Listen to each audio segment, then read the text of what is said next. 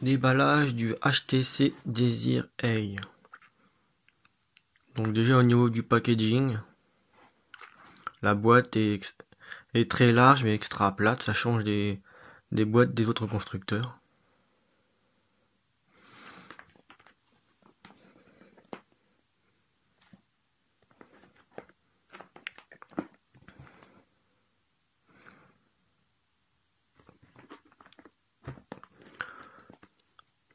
Donc il s'agit du Desire A dans le coloris bleu.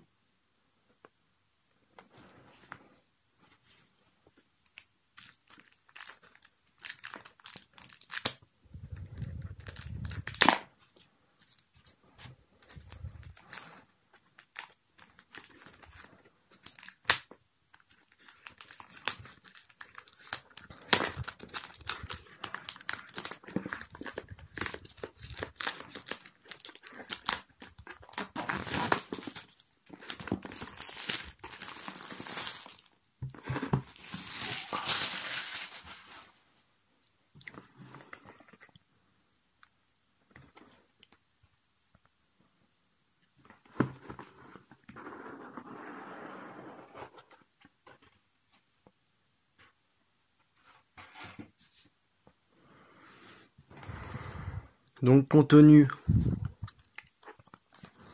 le HTC Desire A.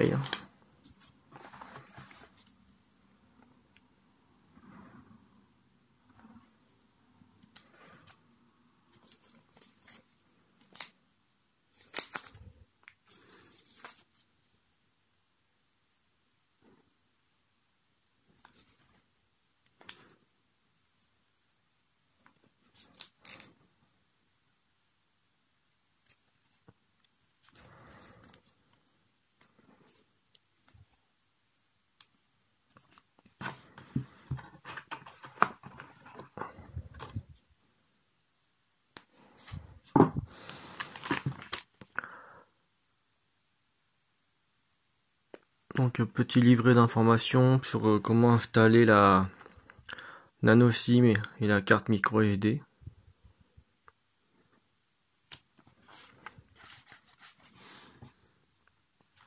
Un petit lien pour suivre l'actualité de HTC sur Facebook.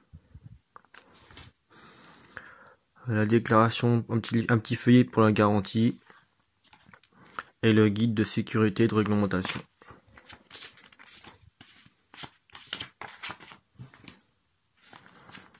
Bon, je suppose que c'est le mode d'emploi aussi également. Ouais, c'est également un mode d'emploi.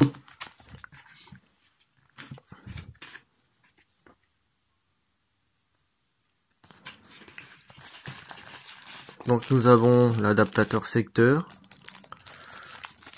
couleur noire.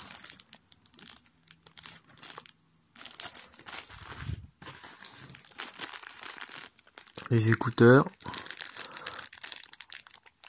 Classique, hein, c'est pas des intra-auriculaires apparemment, je pense qu'ils ont.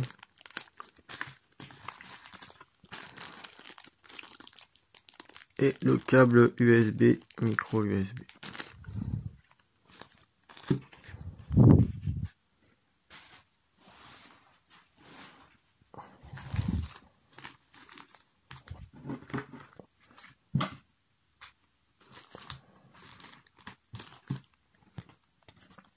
Donc contenu du pack pour le HTC Desire A, donc le mobile,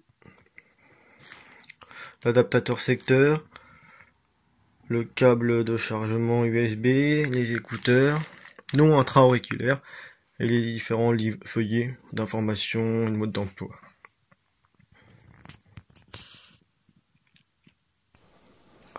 Donc pour en revenir au mobile en lui-même, alors au niveau des caractéristiques, il possède un écran de 5,2 pouces avec une définition de Full HD, donc de 1920 sur 1080p.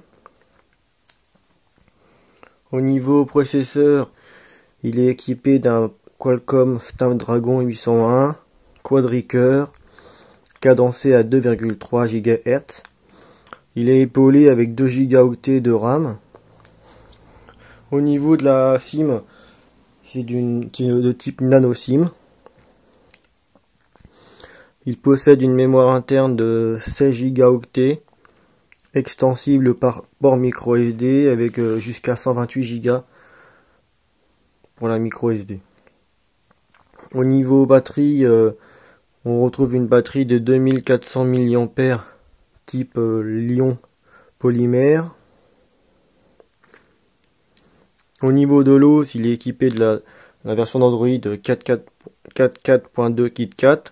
Ouais, je pense que la version 5.0 Lollipop devrait pas tarder à arriver. Au niveau de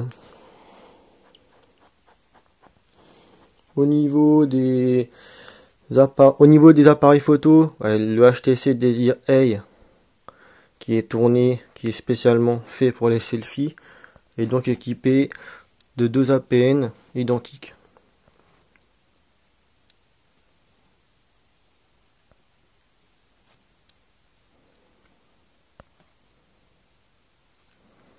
Donc sur l'APN, au niveau de la face avant, on trouve un APN de 13 mégapixels avec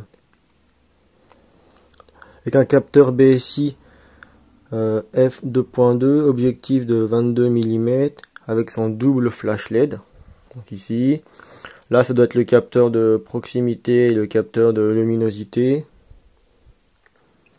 Là c'est vraiment la petite LED de notification. Et donc à l'arrière on retrouve le même APN de 13 mégapixels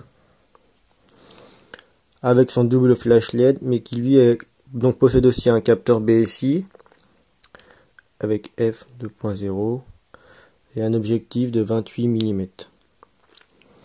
Donc pour les vidéos, la résolution maximale est de 4208 x 3120 pixels. La face avant, au niveau de la face avant, l'APN a une mise au point automatique avec capacité de zoom.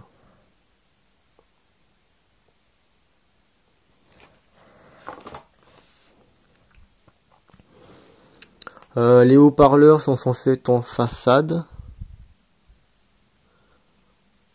mais normalement ils sont censés être en façade, et il devrait y avoir un double haut-parleur stéréo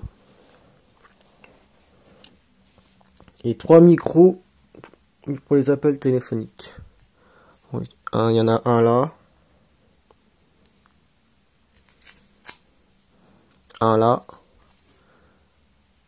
Normalement il y a un troisième, à moins que ça soit ça. Normalement il y en a 3.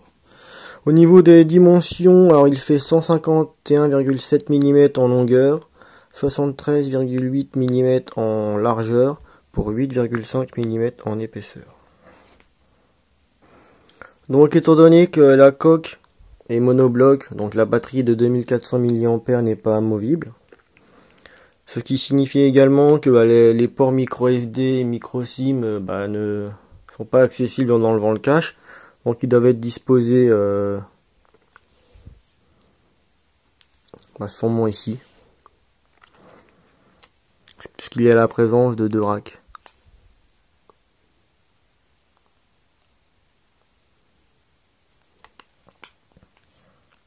Donc le premier ici, ça serait pour la carte nano SIM, et le deuxième pour la carte micro SD. Donc au niveau connectivité, alors port micro USB là, prise jack 3,5 mm, compatible Bluetooth 4.0, Wi-Fi, également DLNA,